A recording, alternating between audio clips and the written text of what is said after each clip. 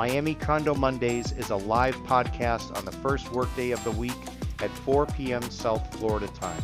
The program features former journalist and current Wall Street consultant Peter Zaleski of the Miami Condo Investing Club and former lender and veteran condo broker Jenny Huertas of CVRRealty.com. Recorded weekly in greater downtown Miami, this one-hour discussion will provide a refreshing and sometimes controversial perspective on the state of the South Florida condo market from a pair of seasoned real estate professionals who do not always agree.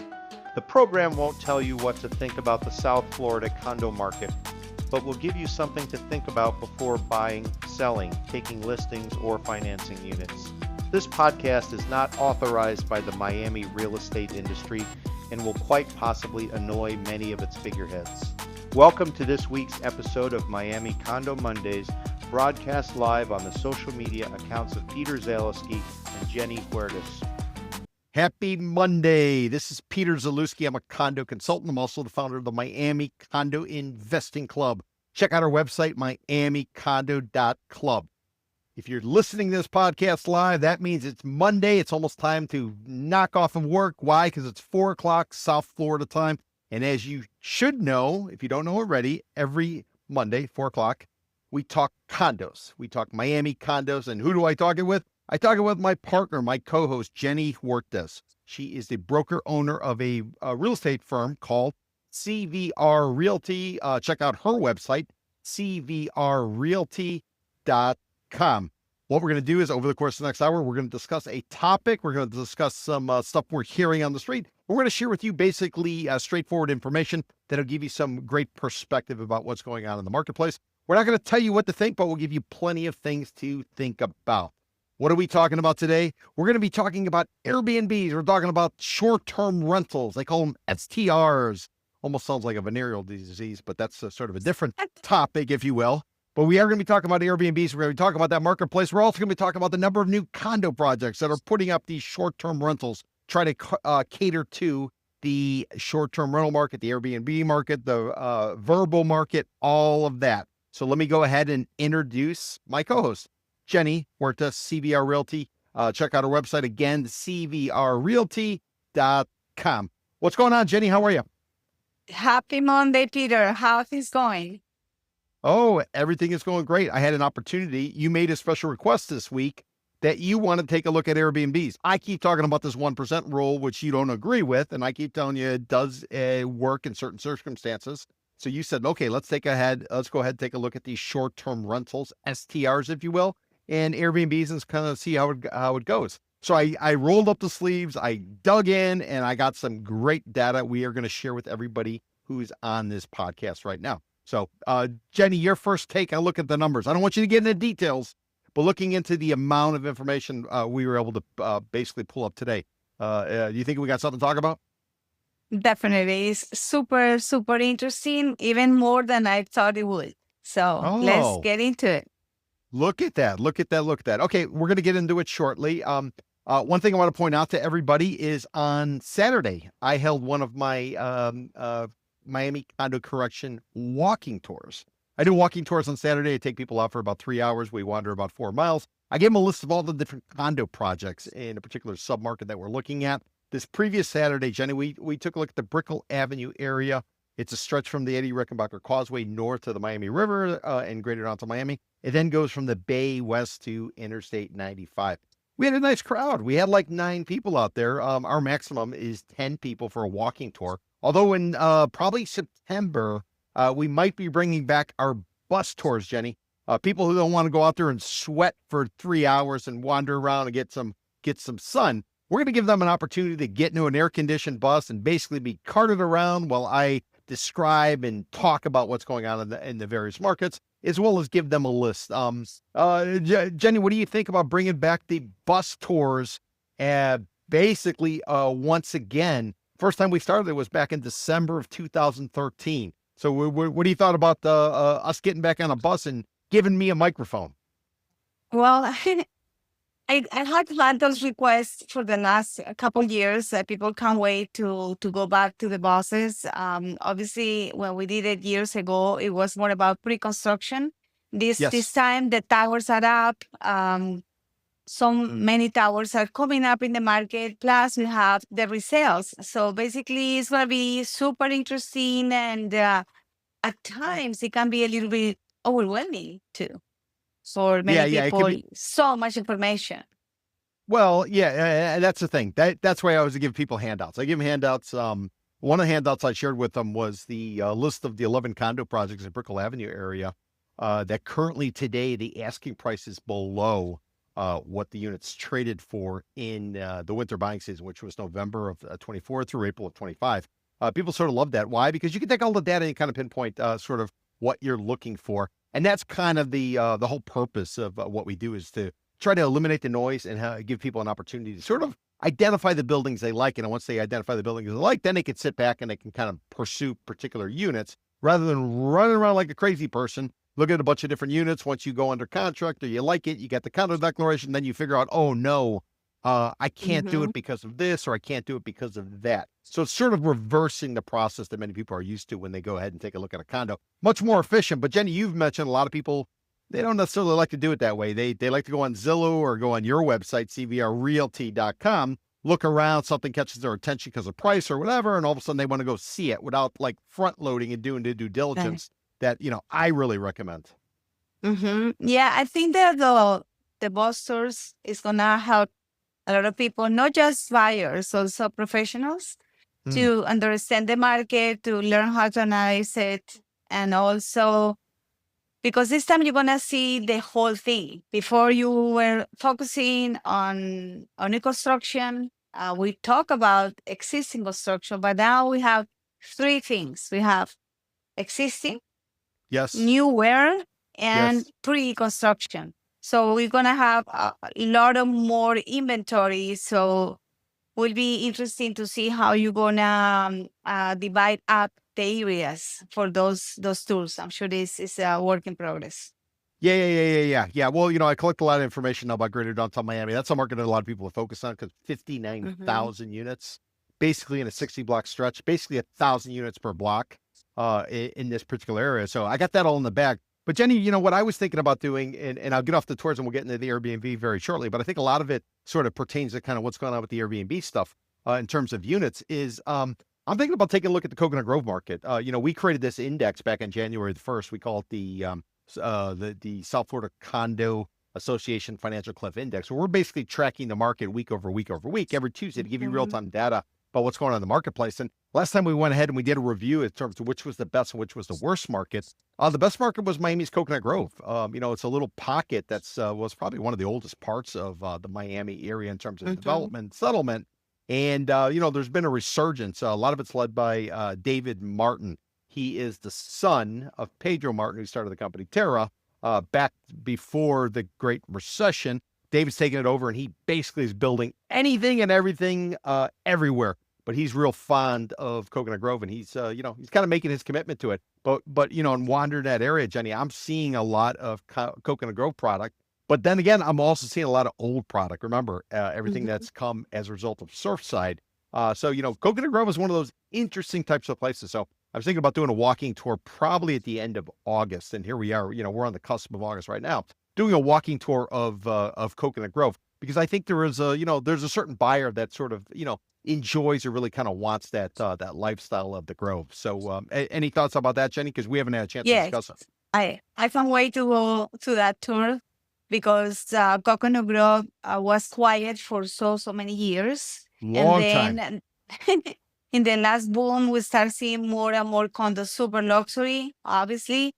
So yes, I can't wait to see that, because you had to compare, because that's Coconut Grove is known to be a locals place, like a full-time residence, sort of quality of life, close to the water, but it's like this pocket of awesomeness, because it's really a destination. So I can't wait to see what is happening there and how we can compare with the older stuff and how that area is also being gentrified in the last 10 years or so. So yes, I can't wait for that tour. I'll be there. Now, interesting. Now you're going to see my segue, how we get an Airbnb. My segue is one of the first condo hotels to go up in South Florida. It was done by a Brazilian developer who came up here. He built something and he ultimately pegged it along with the Mutiny Hotel, which is the famous Casablanca-esque hotel that existed in the Miami area during the cocaine cowboy era days. A friend of ours, the gentleman called Robin Farzad, he does a program on NPR. He was a journalist over at, what was it, Robin? Where did you work? I think it was Newsweek.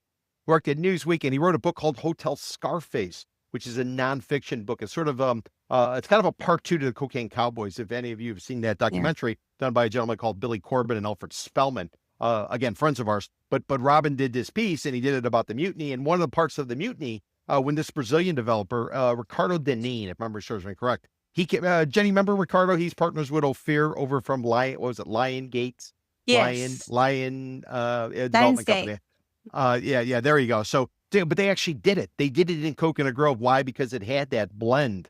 It had the waterfront views. It didn't necessarily have the sand, but it was more like a boater community, bohemian type of community, stuff like that. So they put up that condo hotel. I want to say memory serves me correct, late 90s.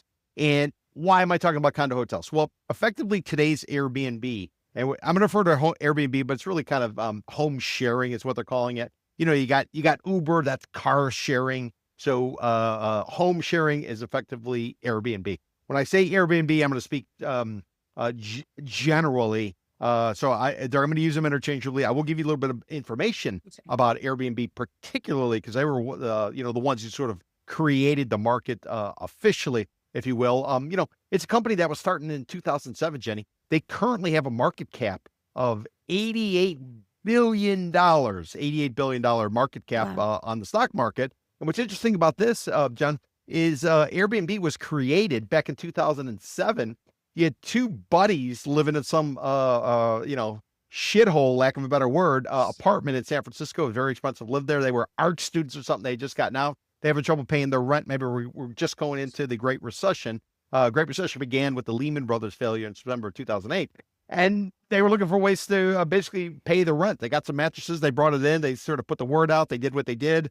And next thing you know, you got an $88 billion market cap company all coming from, this particular process and this interest. And basically, the purpose that it's serving is giving people the ability to visit a place, get kind of a community type of vibe, community type of feel, and be able to pay less than a hotel. At least that was the thought. I'm not sure that is there right now. Jenny, is Airbnb is in home sharing? Is it still value? Or had they jacked up the fees so much that now people are like, you know what? Between that and the possibility of some psycho has put a camera behind a mirror and they're trying to videotape me, I don't want to deal with it. So, Jen, what's sort of your take on a hotel versus this Airbnb? Again, generally speaking, Airbnb. No, I think Airbnb has a lot of it's very attractive for many, myself included, because it's more than a hotel. It's a house. If it's up to you to cook or not, and then there is a little bit of a community because good hosts make a difference. They have different categories. They have a lot of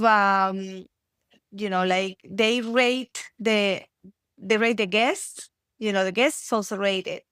And the guest rates the property, and there is super host, and then you want to look for super host places that people have good experiences. Not all of them are good. Most of my experience in Airbnb are being positive. Couple of them not so much, but in general, it's actually a good way to discover the place, or in any country, and depends on the country, it's a real value. Depends on the country, you can compare to being a very well located place where the hotel next door is 4 or 5 stars, and instead of paying $500 a night, you probably pay $200. So yes, it does represent a competition for good hotels, and I think you're always going to have people that wants to prefer Airbnb over hotels. Interesting. Yeah, I can say I like Airbnbs, although I've traveled a lot like you. I've had situations where the Airbnb host kind of flakes out and they're like, dude, sorry, we can't give you a room. And you're like, I've been waiting for this room. What am I supposed to do now? And they're like, I don't know, not my problem. And what I found in that one circumstance, I call Airbnb, and they actually, they refunded me. Not only did they refund me the money, but then they found me a place to stay that particular night, and then I was able to parlay the refund into a longer term stay. So I will say they used to be. I don't know if they're still like that. I don't know if it's market by market, but basically it gave you a good experience if you were a little bit more of a risk taker. Now, some people don't want to take that risk. They want to stay in a traditional hotel, and or they want to stay in what's called a condo hotel. Now, Jenny, a condo hotel, generally speaking, is a condo, but it's got a hotel component which allows it to rent out the units, almost daily. I think there's some sort of rule in every condo declaration can be a little bit different, but basically the difference between a condo and a condo hotel is a condo hotel can be rented out more frequently. Let's call it, at one point it was like 28 days in a month or something. But generally speaking, condo hotel, you have the ability to rent it short term, which means a night at a time. If you want the hourly rentals, you got to go over to Little Havana. There's a place in Little Havana called the X Hotel. They got a big sign right over there about 23rd. It's hard to miss because as you're driving up Cayocho and you're going towards Brickell Avenue, you look to the right and you see X Hotel, and they actually market it per hour. So Airbnb is not per hour. There you would go to the X Motel. They got the little right light going and stuff. You almost wonder if it's not like a gag to catch everybody's attention because it's so over the top and so exaggerated. Yeah. Have you ever seen it? It's right across from like KFC and there's a Taco Bell and a Pep Boys and stuff like that. Right by a Wendy's. I probably didn't pay much attention, but if you say so, I believe you. Yeah, but they have like big paintings and hoarding, and then So, anyways, that's kind of a Miami story. Right in the heart of Little Havana, you got all these tourists wandering around. They set up this hourly hotel, but that's kind of a different story. So going back to Airbnb, what the proposition was earlier. So Airbnb comes online in 2007. Prior to 2007, what people used to sell or try to sell was timeshares. You buy a timeshare and maybe you can spend some time on it, and you get like 3 weeks or 4 weeks a year. And it was a popular thing, so much so that the state of Florida, its division of condominiums also includes timeshares and mobile homes. That's how big of a deal it was at one point. And then there were all kind of allegations about this and that and yada, yada, yada. And timeshares sort of fell out. They're still selling them. They still do a lot of timeshares. Probably about a year or two ago, I went to a Marlins game, Miami Marlins baseball game. And while I was there, they got all the people selling stuff. One of the exhibitors, they were offering free bar tab, night in a hotel, and a flight round trip. That's all you had to do is go listen to one of these timeshare spiels. Yeah. So I said, sign me up. Went over to Sunny Isles Beach, 163rd in Collins. Go over to Sunny Isles Beach, place called the Newport Beach Hotel, which was famous because they had all you can eat lobster tails or live. They bring you the whole damn lobster. You'd have to eat it. All you can eat shrimp, all this type of stuff. Kind of a, I'd say probably like a 2+, 2.5 star hotel, just dealing on volume. And on the penthouse, they had this timeshare, a lack of a better word, boiler room, where they were bringing people in. They keep you there. You're almost like on lockdown. I'm not going to say it's as bad as ICE and what they're doing, but it's pretty close to it. They don't want to give you anything to drink, and you're not leaving until you sign the, on the dotted line. And every time somebody signs, they pop champagne and everybody celebrates. Little as people know that they're probably not going to be able to get out of that timeshare from everything I've heard. And all the ads I hear on the radio about somebody who specializes in getting people out of timeshares because nobody wants them. Jenny, you ever have any timeshare experiences? No, personally, but in my past life, when I was a student, and I was in Cancun doing my practice, and I was offered to work with people that was pushing timeshares. So what I had to do is get the tourists to go to a presentation for a free dinner in the Hawaiian place with show. And all I know is I sent them. I don't know what happened with them, but that was my experience with it. But I did. I know that a lot of people that throughout the years, they didn't know how to get out of those contracts, and they had to. There are specialized lawyers trying to get you out, or people was really giving them up for the fees. Just a really bad business all around. So the concept is you go to a place, you fall in love with it. Oh my God, I love it. I'd want to move here. But you live up north, you live somewhere else. You want to get a piece of it. So that's how the timeshare came about. That's why, how it all came about. And then from timeshares, we sort of morphed into something called these condo hotels. This is the thing that Ricardo Deneen brought in late 90s in Coconut Grove. When he did the Mutiny, he also did something. What the hell's the name of the hotel? I should remember it, Jenny. Right there on McFarland. No, Mayfair? not the no, it's not the Mayfair. It's a Sonesta, maybe. Is that it? The Sonesta? That could be So it's a Sonesta. Sonesta. Yeah. So they put that up, and that's been successful. And so that was the introduction. And what the introduction was, listen, you come in, you buy a condo. You buy this condo, and you can do what you want with it, or you could go ahead and make it available as a rental and give it to a brand. The brand would run it. The brand would do everything. And every time you were there, it simply wasn't available for rent. But if you weren't there, you could rent it, almost like this concept of Uber. Same type of concept, but you weren't necessarily doing the management of the unit. You were simply telling them when to take your unit out of the pool. You remember that time, Jenny? Condo hotels, that was a big deal? Yes. There still exists. There's still, I know a brand that does it in Miami. It's more at a smaller scale.